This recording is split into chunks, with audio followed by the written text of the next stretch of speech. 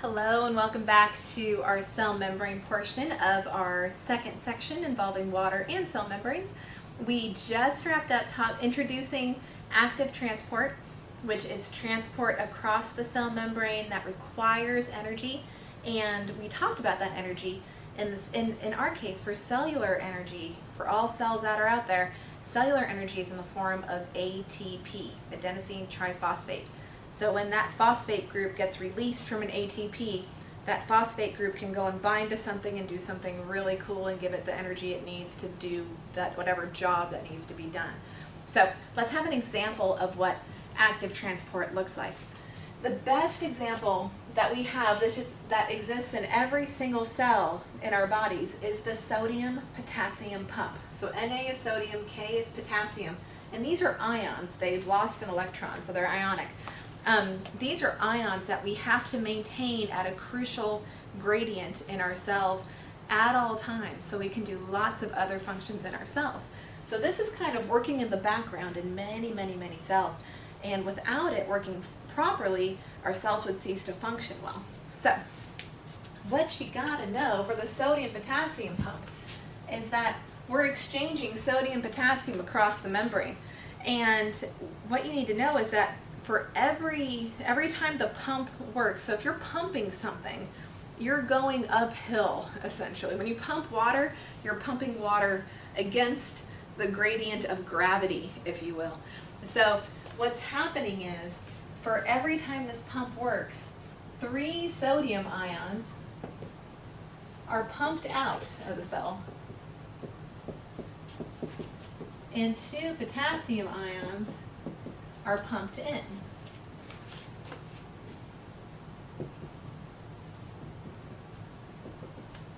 And the whole purpose of this is to maintain something called the electrochemical gradient. And we're going to come back to that after we describe this whole process.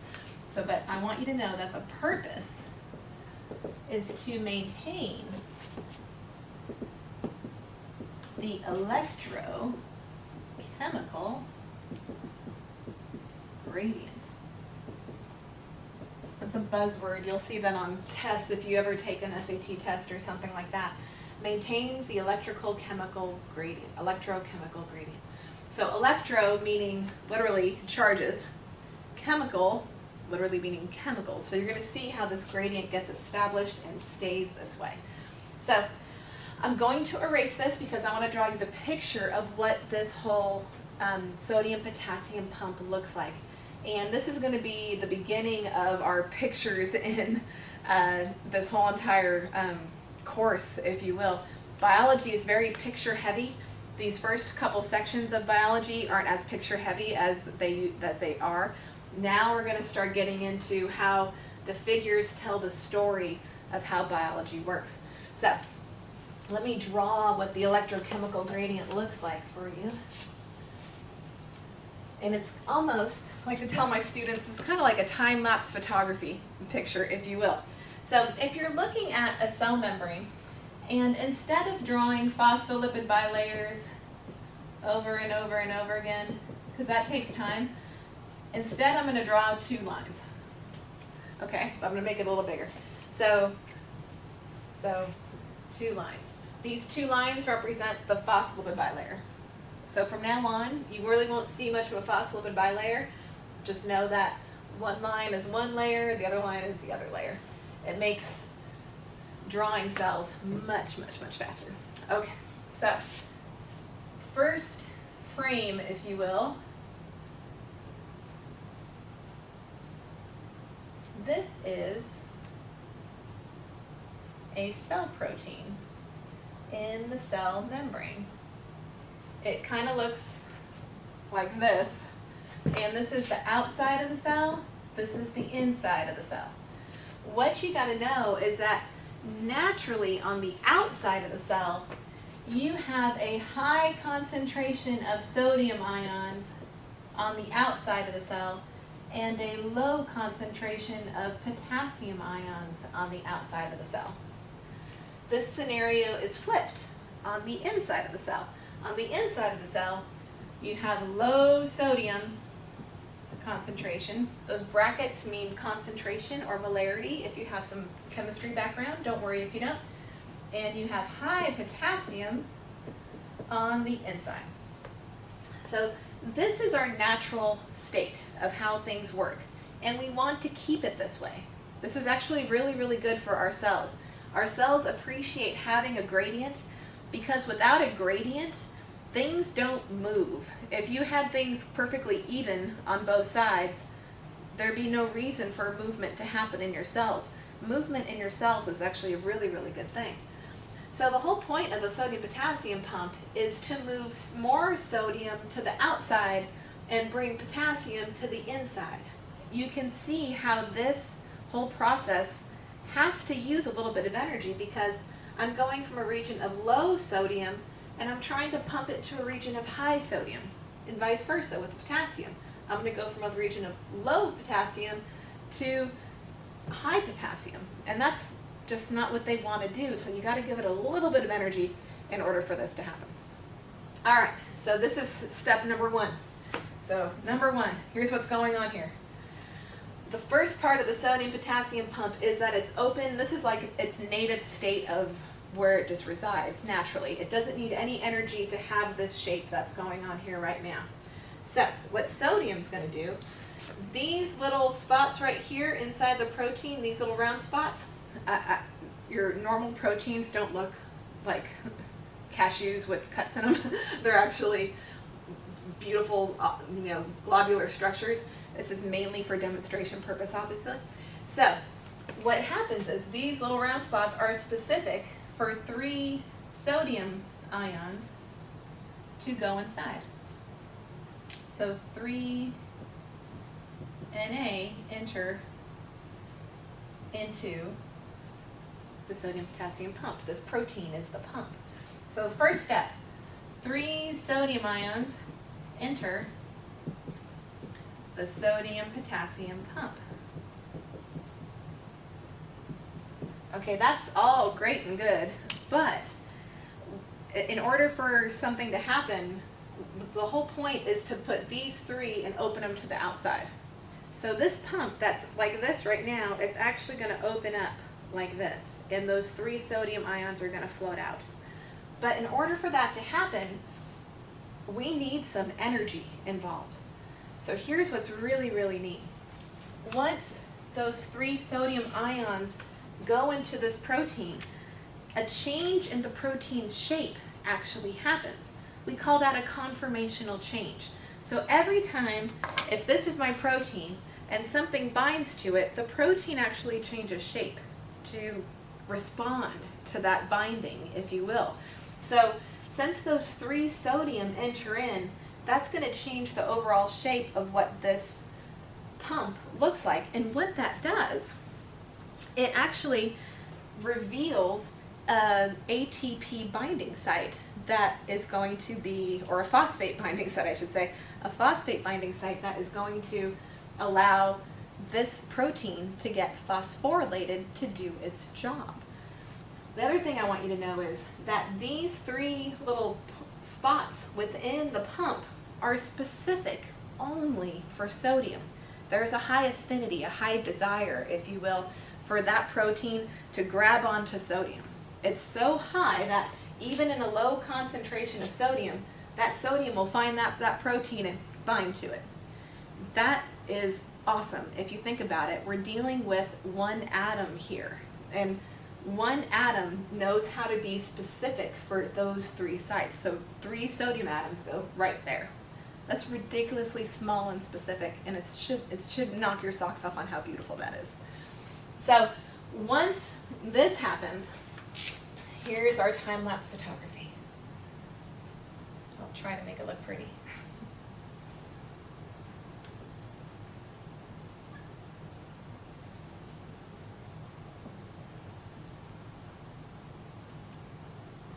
All right, so once that happens,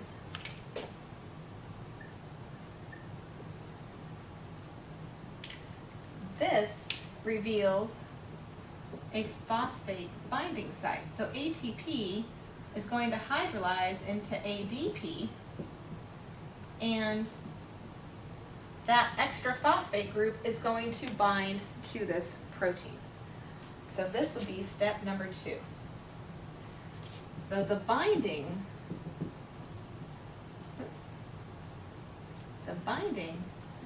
of sodium reveals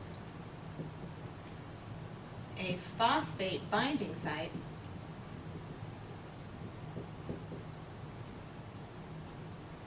and ATP hydrolyzes into ADP, so the pump can get phosphorylated.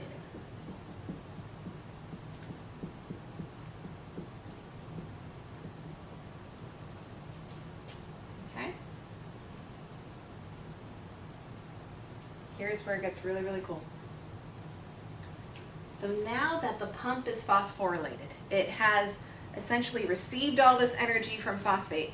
The pump, which is like this, is now going to have the energy to do this. And those 3 sodium ions that are inside that pump are going to go away. So next on our little time-lapse photography thing here, I hope this makes sense.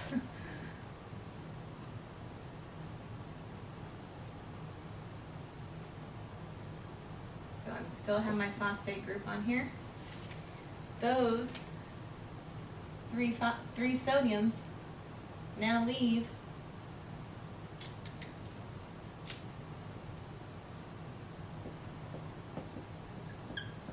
the 3 sodiums go out, and the sodium potassium pump is now opened, and now this also reveals these potassium binding sites really, really nicely as well. So now potassium comes in and binds in here as well. So let's describe what's going on here. This is step number 3. So the phosphate basically triggers a conformational change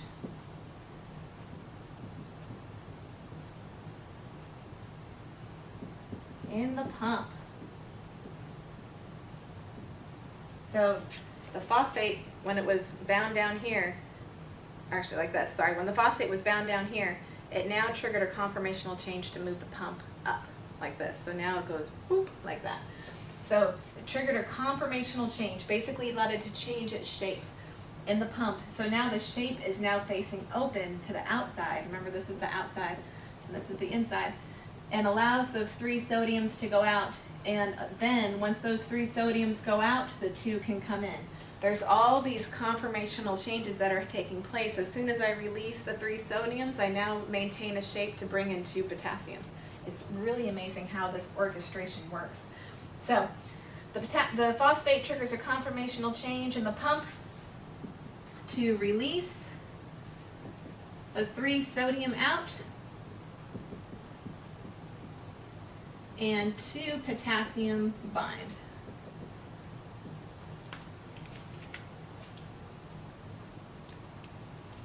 And I'm running out of space.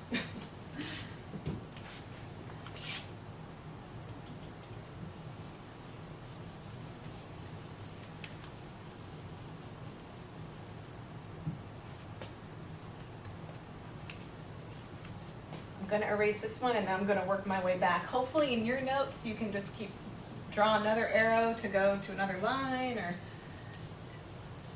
keep track of it. So now time lapse. I'm still going forward. I'm just going this way on the board. So now, once those 2 potassium bind into the protein, so once these 2 potassium come in, that's going to trigger the phosphate group to leave. And once the phosphate group leaves, that's going to bring it back down to its beginning shape that we had to begin with. So before we keep going forward, let's add on to this. And so the 2 potassium bind, and then comma, this triggers phosphate to leave. Okay? So now, once the phosphate has left,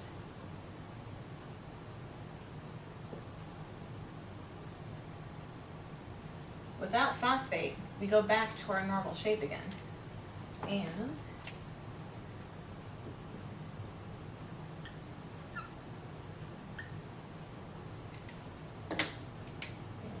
phosphate is now out.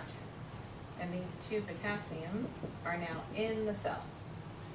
All right, so this is step number 4. Once phosphate leaves, a conformational change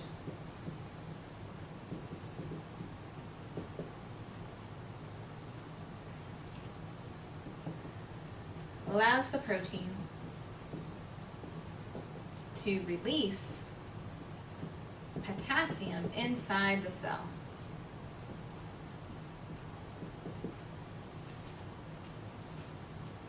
Those go out, in.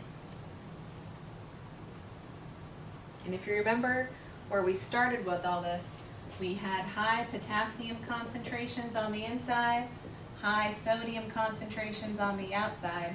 So what we did is we actually brought in more potassium. We're going against the gradient, but we needed energy in order to do all that. Same thing with the sodium. We took 3 sodium out when we already have a high concentration of sodium. So the energy from that phosphate group that we got from ATP allowed all this movement to happen. And this is happening all day long inside your cells. You're putting 3 sodium out, 2 potassium in. 3 sodium out, 2 potassium in. That's what's going on all day long. And now, after this, you just repeat that whole cycle again. Now that those 2 potassium are out, 3 sodium can go back in, another ATP gets hydrolyzed, phosphorylates, opens it up, 3 sodium go out, 2 potassium come in, kick off the phosphate, open it up to the inside. I hope you get the cycle of what's going on here. And so all of that just so we can maintain something called the electrochemical gradient. So let's talk about that really quickly. So what the electrochemical gradient is, so